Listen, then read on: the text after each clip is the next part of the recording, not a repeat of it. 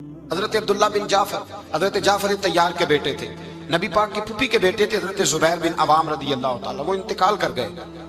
ان کا جب وصال ہوا تو 10 لاکھ دینار کا قرضہ تھا ان پر، اور جو زمین انہوں نے چھوڑی وہ زمین بنجر تھی۔ لو سن لے، جن پر قرضہ چڑھا ہوا ہے وہ نسخہ بھی سن لے، جن پہ قرضے ہیں نا، جو تنگ دست ہیں، جو روز رکے بھیجتے ہیں دعاؤں کے کہ بڑی پریشانیاں، وہ وظیفہ سنیں، وہ وظیفہ سنیں۔ ہمارے زمانے میں وظیفے لینے کا رواج نہیں، تویز لینے کا رواج ہے۔ لینا چاہیے، تویز بری چیز نہیں، اچھی چیز ہے، لیکن زیادہ کام برکت والا کیا ہے؟ اللہ اللہ کرنا۔ کیا کام ہے؟ سجدہ کرنا برکت والا کام ہے۔ حضرت عبداللہ بن جعفر تیار کہتے ہیں میں نے قرضہ لینا تھا زبیر بن عوام سے، وہ وصال کر گئے۔ میں ان کے بیٹے کے پاس گیا، عبداللہ بن زبیر کے پاس۔ میں نے کہا پیسے لینے تھے، کہا بالکل لینے ہیں، میرے ابا جی مجھے وصیت کر کے گئے، لکھ کے گئے کہ یہ پیسے دینے، اور وہ یہ لکھ کے گئے ہیں، میں زندگی بھر کوشش کرتا رہا ہوں، ادا نہیں ہو سکے، بیٹا تیری ذمہ داری ہے میرے قرضے ادا کرنا۔ عبداللہ بن زبیر رضی اللہ تعالیٰ عنہ کہنے لگے میں انشاءاللہ آپ کی رقم دے دوں گا۔ تو عبداللہ بن جعفر تیار کہنے لگے بھائی ہم دونوں آپس میں ہیں، کوئی شے نہیں چھوڑ کے گئے آپ کے ابا جی، کوئی چیز نہیں۔ توجہ ہے میری بات پر؟ یہ صحابہ کا ذرا انداز دیکھیے گا بندگی کا، کوئی چیز نہیں چھوڑی۔ تو حضرت زبیر بن عوام کہنے لگے ایک زمین کا ٹکڑا ہے، وہ بھی بنجر ہے، اس میں بھی کوئی کھیتی نہیں اگتی، سبزہ نہیں ہوتا، بنجر ہے، پانی کوئی نہیں، اور وہ اتنی خشک ریتلی زمین ہے کہ بڑا مشکل کام ہے وہاں سیراب کرنا، بے آباد زمین ہے۔ حضرت سیدنا عبداللہ بن جعفر کہنے لگے تو اس طرح کر، وہ مجھے ساری نہ دے، اس میں سے تھوڑی سی مجھے دے دے، میں 10 لاکھ دینار کے عوض وہی رکھ لیتا، تیرے باپ کا قرضہ ادا ہو گیا، دے تو صحیح۔ انہوں نے کہا کیا کریں گے، وہ تو کسی کام کی نہیں، چند کوڑیوں کی بھی نہیں، فرمایا مجھے دے دو، میں جانوں اور میرا کام جانے۔ او بھائی یہ تھے بندگی والے لوگ، یہ تھے جن کا رب سے رشتہ ہے، جنہوں نے حضور کے صلی اللہ علیہ وسلم کے پاس بیٹھ کر بندگی سیکھی تھی۔ کہتے زمین کا ٹکڑا لے لیا، بنجر بے آباد ریتلی زمین، جب میرے حصے میں آئی پہلے دن اپنے غلام سے کہنے لگے جو جگہ تجھے زیادہ سخت لگتی ہے نا وہاں میرا مصلی بچھا دے، جو تجھے زیادہ بنجر بے آباد لگتی ہے وہاں مصلی بچھا۔ غلام نے مصلی بچھایا تو عبداللہ بن جعفر نے اللہ اکبر کہہ کے نیت باندھی۔ یہ حضرت جعفر تیار کے بیٹے ہیں، حضرت علی کے بھتیجے، انہوں نے نیت باندھی، نماز کی، سر سجدے میں رکھا، رونے لگے، کہنے لگے اللہ میں بھی تیرا بندہ اور جس سے لینے تھے وہ بھی تیرا بندہ، خدا بندہ ہمارے درمیان مہربانی فرما، کرم نوازی کر، رحمت کا فیصلہ فرما۔ اتنا روئے کہ مصلی بھیگ گیا۔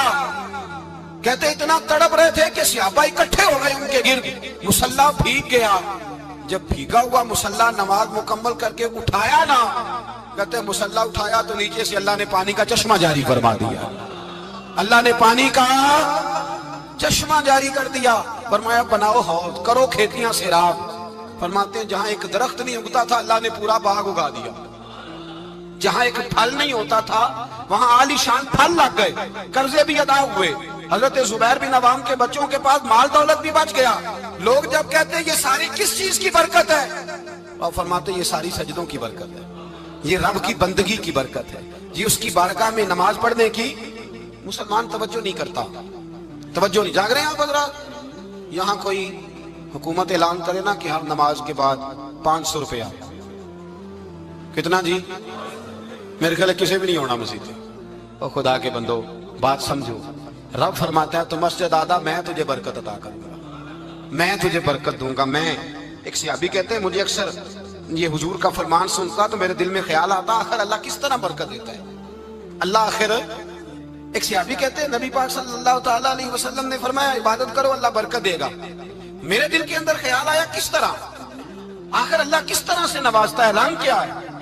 کہتے میں یہ بات سوچ کے نا تو مجھے قضائے حاجت کی حاجت ہوئی، پخانہ پیشاب کے لیے میں نکلا تو ایک جگہ دور جا کے میں بیٹھا کھیتوں میں، دور جا کے کہتے میں پیشاب کر رہا تھا تو ایک چوہا اپنے بل سے نکلا اور ایک ہیرا میرے پاس رکھ گیا، میں پیشاب کر رہا ہوں، کہتے پھر گیا اندر تو ایک ہیرا اور رکھ گیا، پھر گیا تو پھر رکھ گیا، پھر گیا تو پھر رکھ گیا، کہتے 15 ہیرے چھوڑ گیا۔ اب میں فارغ ہوا، وہ ہیرے اٹھائے گھر نہیں لے کے گیا، مسجد نبوی میں گیا کہ حضور سے پوچھوں میرے لیے جائز بھی ہیں کہ نہیں، بلوں سے نکل رہے ہیں، بلوں سے پیسے نکل رہے ہیں، ہمارے سارے بلوں میں چلے جاتے ہیں، بلوں سے پیسے آ رہے ہیں صحابہ کو، برکت دیکھیں عبادت، بلوں سے پیسے آ رہے ہیں، بل سے۔ فرماتے ہیں میں وہ ہیرے اٹھائے تو در رسول پہ، جب میں نے پہلا قدم رکھا نا مسجد نبوی میں، تو مجھے بتانا نہیں پڑا، میرے مصطفیٰ نے میرا چہرہ دیکھا اور مسکرا کے فرمایا پتہ چلا ہے اللہ کس طرح نوازتا ہے، خبر ہوئی ہے اللہ کس طرح نوازتا ہے؟ فرمایا رب کی بارگاہ میں جھکے رہو، وہ تمہیں وہاں سے دے گا تمہارا گمان بھی نہیں گیا ہوگا۔ اس کے حضور تو آؤ، اس کی جانب تو توجہ کرو۔ بندگی کی اپنی ایک لذت ہے، سجدے کا اپنا ایک ذائقہ ہے۔ اگر آپ نبی کریم سید عالم صلی اللہ تعالی علیہ وسلم کی عبادات کو ملاحظہ کریں نا تو سرکار کی زندگی میں کثرت ہے عبادت کی۔ اعلان نبوت سے پہلے کتنے کتنے مہینے حضور غار حرا میں عبادت کرتے تھے، تنے تنہا۔ حرم کعبہ قریب تھا لیکن وہاں رش ہوتا تھا، لوگ ہوتے تھے۔ فرمایا میں اکیلے میں اپنے رب کو منانا چاہتا ہوں۔ کتنے کتنے ایام حضور غار حرا میں عبادت کرتے۔ پھر صحابہ کرام علیہ رضوان فرماتے ہیں کہ مدینہ منورہ میں حضور کا یہ رنگ ہوتا، اتنے لمبے سجدے کرتے کہ لگتا روح مبارک کی پرواز کر گئی، اتنے لمبے سجدے کرتے۔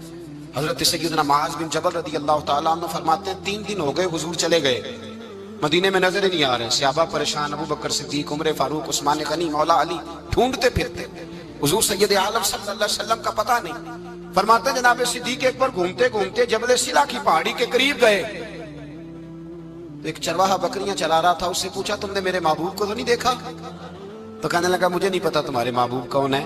ایک آدمی آج 3 دنوں سے غار میں رو رہا ہے، اتنی شدت کے ساتھ روتا ہے کہ میری بکریاں جا کے غار کے سامنے بیٹھ جاتی اور بکریاں بھی روتی ہیں، میں بڑا کھینچتا ہوں پر لوٹتی نہیں، رات کو گھر لے کے جاتا ہوں تو جاتی نہیں، سویرے باڑے سے نکالتا ہوں تو دوڑی ہوئی آتی ہے، پھوٹ پھوٹ کے روتی ہیں، لیکن حال یہ ہے کہ دودھ پہلے سے بھی زیادہ دیتی ہیں۔